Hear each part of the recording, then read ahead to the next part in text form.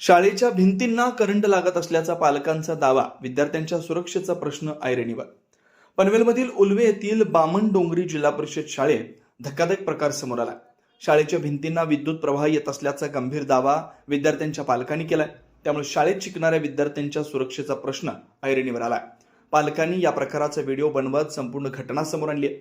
थेट मुख्यमंत्र्यांना भावनिक साथ घातली आहे.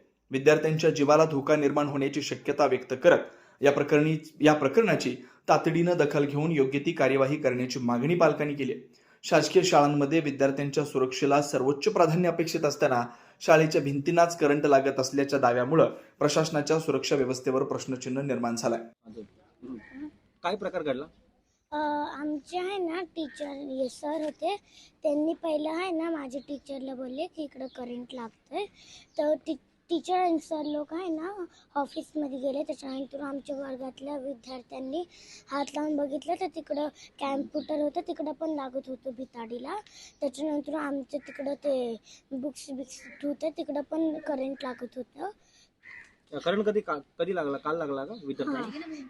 आणि रात लाईट गेलेली तेव्हा पण लागत होता करंट.